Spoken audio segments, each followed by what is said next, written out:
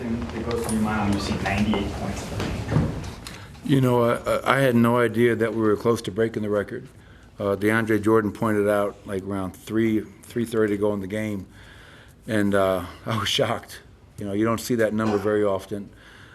So, you know, and everybody wanted us to get 100, but I wasn't going to take a shot that last possession. You know, that's not how you play the game, and especially when you have a friend on the other end. So, incredible number. Obviously, there was no defensive player of the game tonight because there was no defense in the game. But we just had a really kind of cool moment, you know, giving Nikola Jokic his MVP trophy in the locker room, and the first ever Michael Jordan MVP award. And that's pretty neat to give him that, and for all the players to give him as much love as they gave him. So we got the win. Obviously, we have to be better taking care of it. We have to be better with our defense, our three-point defense. And it's going to bite us in the butt here soon. But we've been winning games with our offense, and I guess that's better than losing with defense. I was going to say, I'm not trying to pour cold water on his MVP ceremony post-game, but isn't that it's a dangerous recipe to be living with 43 points from him and not, living in the paint and not playing any defense? Yeah, I mean, it's something we've been talking about, nonstop. We realize that for us to be a team that, you can win regular season games like that, but you're not going to win a playoff series. You're not going to go deep in the playoffs if your recipes to outscore teams. So we know that. We've talked about it. And it was disappointing because it started from the very beginning of the game. Right away, I had to call a quick timeout. I think third quarter, quick timeout. And it's not for a lack of effort. It's not for a lack of doing drill work, reminding guys, group film, one-on-one film, talking about it, preaching it. So hopefully at some point it's going to happen. But you're right, it's a win. But how many of these wins have we had where we're just winning with our offense? And the offense is elite. Our offense right now would have been number one in the NBA last year. Would have been an NBA record. You have two teams in front of us, especially Boston, that's off to a torrid start on both ends of the floor, and that's why they're playing great. But I don't like winning games when it's just offense, and that's got to change at some point. And that's kind of unique, and maybe talks about where you guys are as a team, that you are worried about. Listen, we can get some regular season wins like this, but this is about winning playoffs, winning series, and see if you can get to the conference and finals. Yeah, I mean, maybe 4 years ago, it's like, all right, hey, man, let's just get to the playoffs. Let's start that. But, we're well past that, to your point, Scott. It has to be and it's tough because right now I think we have the fourth or fifth best record in the NBA. And our defense is 28th. Our offense is third. So we're winning games. We're finding ways to win. At the end of the day, that's what, you have to win games. So we're 8-3 at home. And, we have a winning record on the road. So, not to be Debbie Downer, we're doing some good things because you look at our record. But big picture, to win the Western Conference, it's not going to happen. Just look at the conference finalists last year. They were all in the top 5 defensive efficiency. And I don't know if we'll ever get there, but I know we can't stay at 28. You got to look at a lineup that had both Jamal and Bones late in the game together. How do you like that pairing together with the rest of the starters?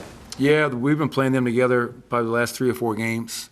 Ever since Jamal has been the guy that I get out first and to bring him back in to close the first or third and start the second or fourth.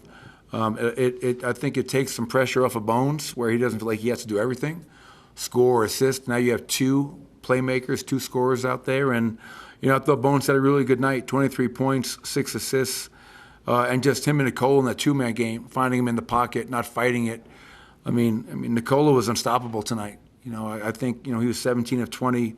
I wish we would have gotten 10 more shots. He's just, they had no answer for him. Not many people do, especially like when they're, guarding him in the post and they double team him. Well, sometimes the best way to get him going is in that pocket at the nail. It's hard to double team a guy in the middle of the floor like that. So, Nikola was great tonight. But, I thought Bones and Jamal, that's a work in progress. But the more we do it, I think the more comfortable they're going to get and the better chemistry they're going to have.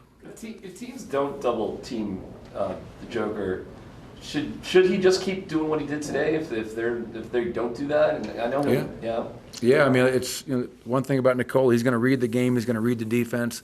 He's going to take what they give him. And, they started Taj Gibson on him with Porzingis being out, got in foul trouble. They brought in Gafford. He got in foul trouble. They started, they went small, try to switch things, double team a little bit. But, the guy's a back-to-back MVP winner for a reason. He's really good.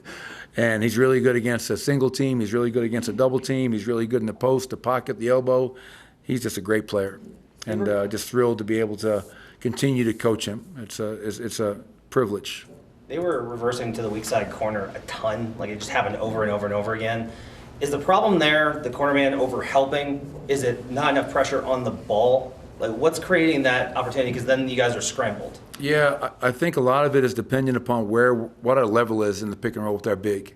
What I mean by that is most teams in the NBA play with their big down the floor. They're trying to play a 2v2 to try to stay home with shooters. We play with Nikola up at the level. He's just more comfortable being at the level as opposed to allowing these guards to come downhill at him. So when you're up at the level, the roll is going to get behind the big. So you have to pull and help. Now there's two guys over there usually. The next man, if you're not the low man, you're the split man. You got split between the top and the bottom and fly around and take that first pass. And we adjusted to being in a drop, having that big down the floor to try to take away some of those. But as I mentioned earlier, 128 points allowed, 19 made threes allowed. Obviously the defense wasn't close to being where it needed to be tonight. And that's something we'll watch and fix and try to get better at. Last one, Katie. Coach, I'm going to ask you to be reflective just for a second and dive a little bit deeper with Nikola Jokic. I hope I don't get emotional, Katie.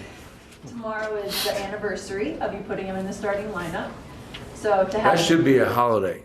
Yokmas. We're working on it. We're working on it. We're going to try and start that trend. But to have him have the night that he had tonight, to award him his second MVP trophy in the locker room, and to look back on when you made that decision, what comes to mind, I guess?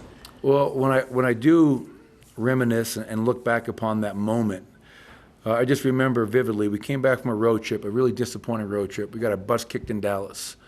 And to that point in time, he was coming off the bench. We started that season trying to play Jokic and Nurkic together. We know the story. Nikola came to me and said, like almost with tears in his eyes, please take me out of the lineup. This isn't working. I can't do it. And we're on that road trip, and I remember like lying in bed saying, what am I doing? Like, I'm trying to force something that's just not there. Nikola was all rookie as a center.